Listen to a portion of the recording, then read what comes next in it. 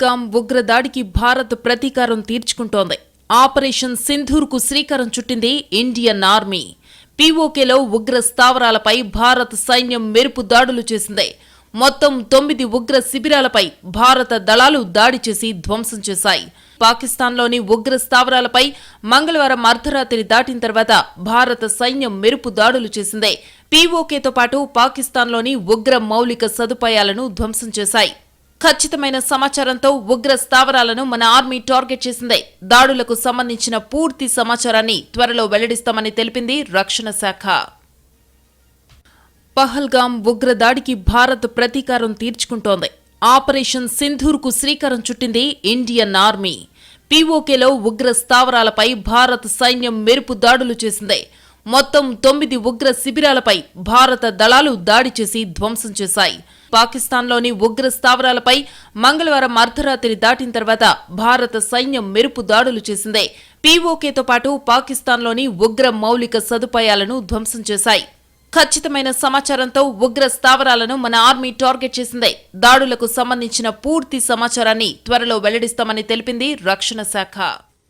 పాక్ ఆక్రమిత కాశ్మీర్ లో ఉన్నటువంటి లష్కర్ తీవ్రవాద సంస్థ చెందినటువంటి తీవ్రవాద స్థావరాలపై పూర్తిగా భారత వైమానిక దళం చేసినటువంటి దాడుల్లో ధ్వంసమైపోయి దాదాపు 9 శిబిరాలపై ఈ దాడి జరిగింది. సరిగ్గా 1 గంట 44 నిమిషాలు జరిగినటువంటి ఈ దాడి చాలా యాక్యురేట్ గా, అంటే ఈవెన్ పాకిస్తాన్ లో చాలా లోపలగా ఉన్నటువంటి పంజాబ్ ప్రాంతాల్లో ఉన్నటువంటి స్థావరంపై కూడా వెళ్లి ఆ మేరకు దాడి చేయడం జరిగింది. భారత వైమానిక దళం చేసిన దాడిలో తీవ్రవాద స్థావరాన్ని కూడా ధ్వంసమైపోయాయి.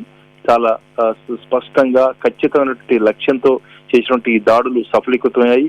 భారత రక్షణ శాఖ మంత్రి భారత మాతాకి జై అంటూ ఆయన ప్రకటన కూడా చేయడం జరిగింది. దాంతో పాటు ఈ దాడిలో మరీ ముఖ్యంగా ఉండాల్సిన ఇక్కడ మనం గమనించాల్సిన అంశం ఏంటంటే పాకిస్తాన్ రాడార్స్ భారత్ వైమానిక దాడుల్ని ఏమాత్రం కూడా పసిగట్టలేకపోయాయి. అదేవిధంగా దీనికి సంబంధించి భారత్ ప్రజల యొక్క ఆకాంక్ష మేరకు ఏ రకంగా ఈ దాడులు సఫలీకృతమై అన్నది చాలా స్పష్టంగా తెలుస్తుంది. అక్కడ ఉన్నటువంటి ఇప్పుడే వస్తున్నటువంటి విజువల్స్ కనుక మనం చూసినట్లయితే అక్కడ ఉన్నటువంటి స్థావరాలు పూర్తిగా ధ్వంసమైపోయాయి. అదేవిధంగా భారత సైన్యం కూడా న్యాయం జరిగింది ఎట్టకేలకు అని చెప్పి కూడా భారత సైన్యం కూడా ప్రకటన చేయడం జరిగింది. దాంతో పాటు అమెరికా అధ్యక్షుడు కొద్ది నిమిషాల చేసినటువంటి ప్రకటనలో ఇది చాలా త్వరితగతంగా ఈ సమస్య పరిసమాప్తం అవుతుందన్న అంశాన్ని కూడా తన మాటల్లో వ్యక్తం చేయడం జరిగింది. దీన్ని బట్టి అమెరికా అగ్రరాజ్యంగా ఉన్నటువంటి అమెరికా ఏ రకంగా భారత్ కు సంఘీభావం తెలుస్తూ మద్దతుగా ఉందన్న అంశాన్ని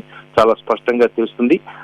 ఈ దాడుల్లో ఏమాత్రం కూడా ఎక్కడా కూడా ఏమాత్రం పొరపాటు లేకుండా చాలా ఖచ్చితత్వంతో చేసినటువంటి దాడులు, వైమానిక దాడులు, 9 స్థావరాలపై చేసినటువంటి దాడులు పూర్తిగా సఫలీకృతమయ్యాయి. అక్కడ ఉన్నటువంటి వ్యవస్థలన్నింటి కూడా ధ్వంసం చేయడం జరిగింది. అక్కడ ఉన్నటువంటి భవనాలు కానీ ఇతరత్ర తీవ్రవాద సంస్థలు చెందినటువంటి మౌలికమైనటువంటి సదుపాయాలపై చేసినటువంటి ఈ దాడిలో ధ్వంసమైపోయి ఖచ్చితంగా 1 గంట 44 నిమిషాలకు ఈ దాడి జరిగినట్లుగా మనకున్నటువంటి సమాచారం బట్టి తెలుస్తుంది. ఈ రోజు ఉదయం భారత ప్రధాని నరేంద్ర మోడీ అధ్యక్షతన భారత భద్రతా వ్యవహారాల కేబినెట్ కమిటీ కూడా సమావేశమవుతుంది.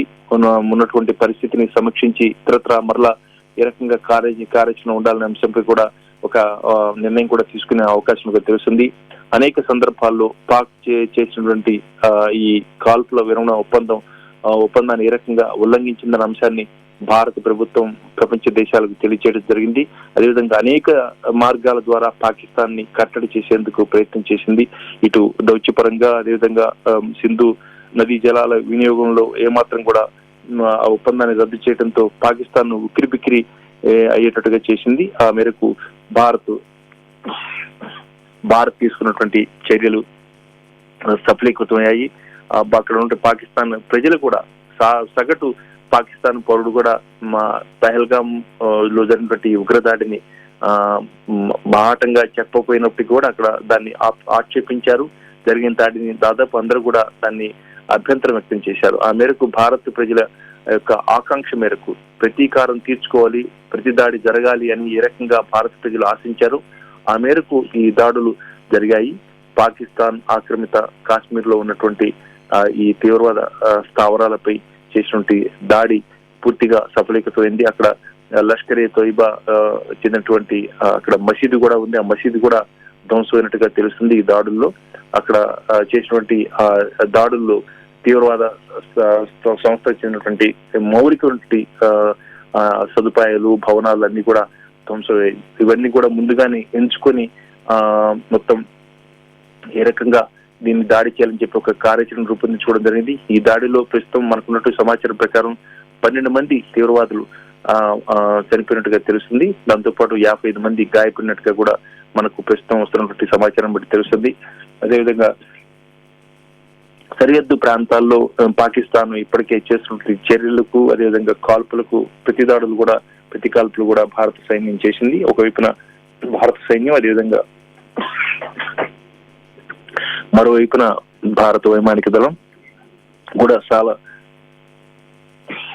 సమన్వయంతో ఈ దాడులను వ్యూహరచన చేసి ఆ మేరకు తీవ్రవాద స్థావరాలపై దాడులు చేయడం జరిగింది.